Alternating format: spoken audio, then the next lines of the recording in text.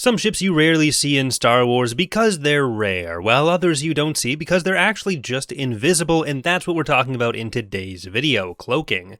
We were introduced to the concept of cloaking devices pretty early on in Star Wars, when Captain Needa remarks that the Millennium Falcon is too small to have a cloaking device. But while he turns out to have been a huge liar, there are a ton of ships that size which can cloak, cloaking did end up being relatively rare for a few reasons as the universe continued to develop. Contrary to Needa's claim, we do end up seeing cloaking devices on things as small as individual people, but it's also true that absolutely massive, very powerful ships could be outfitted with them, up to and including ships the size of the Executor, but more on that in a minute. First, let's talk about some of the basics of cloaking technology. Like all the best Star Wars tech, cloaking is usually powered by different types of special crystals and ores. The Sith faction of Darth Malgus attempted to use Anakin crystals to make a giant cloaked fleet, but this period was also filled with a bunch of different types of ships capable of cloaking through what were, presumably, a variety of different techniques drawn from different tech traditions.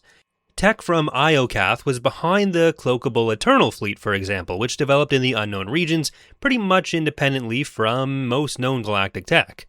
The Sith of this period also sometimes used cloaking tech developed by the Gree, another even more ancient galactic civilization which had long since declined.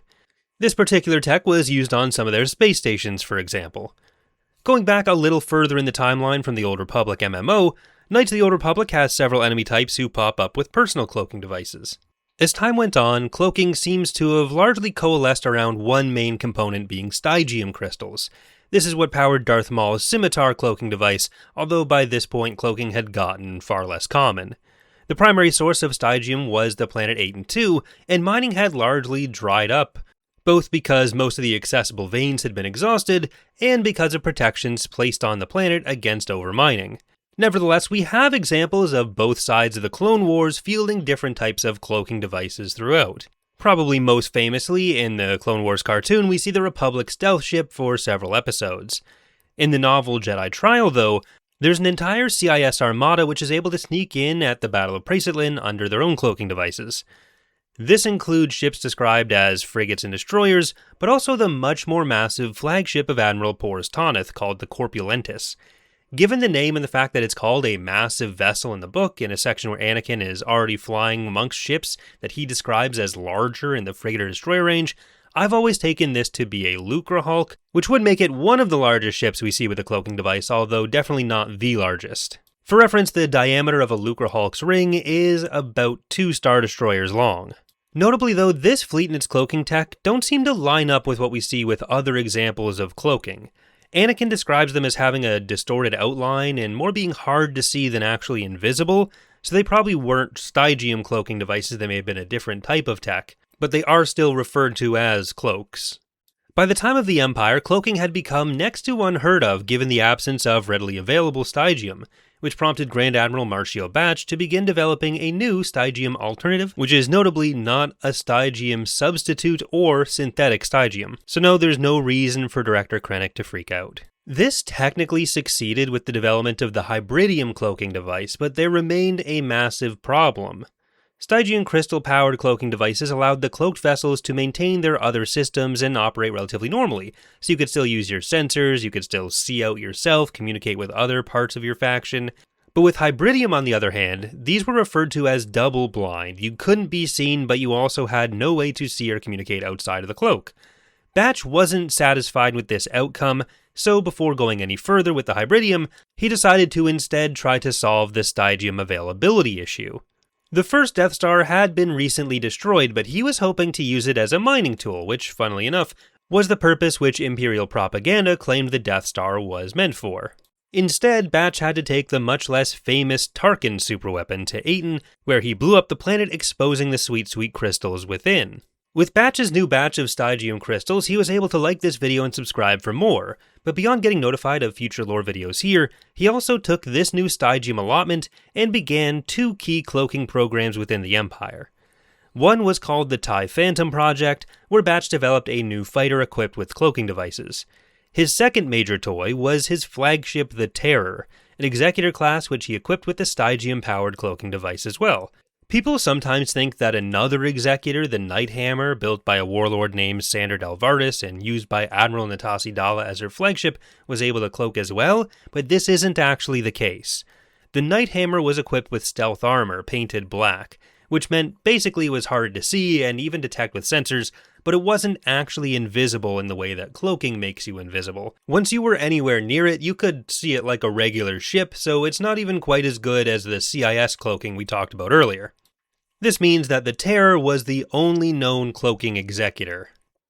The Rebellion actually succeeded in destroying this entire project, taking out not just the TIE Phantoms, but the Terror as well, and this meant they took out the last of the Stygian reserves the Empire had once and for all, leaving the Empire with little choice but to use Hybridium if they wanted anything to cloak.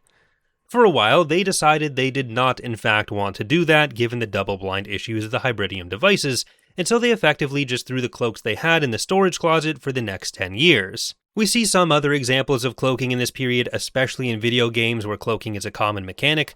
The Pirate Zan Consortium has several cloaking vessels in that game, but the scale they were probably building them on was probably relatively limited, using black market reserves of Stygium. When we're translating the gameplay stuff to in-universe elements, it's probably only a handful of vessels. As far as the Empire goes, though, the Hybridium devices were finally broken back out by Grand Admiral Thrawn in about 9 ABY, and he was able to put them to good use despite their limitations. For example, Thrawn would sneak ships under planetary shields, cloak them, and then use force-powered coordination, thanks to the cooperation of Mad Jedi clone Jorah Sabayoth.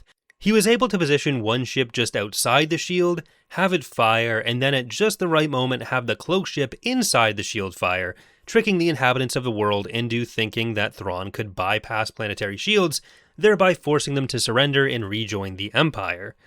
He also did things like cloak a bunch of asteroids and leave them around Coruscant, essentially sieging and isolating the planet without needing to leave any additional ships there. In that type of situation, the inability to see or communicate out doesn't really matter because they're rocks.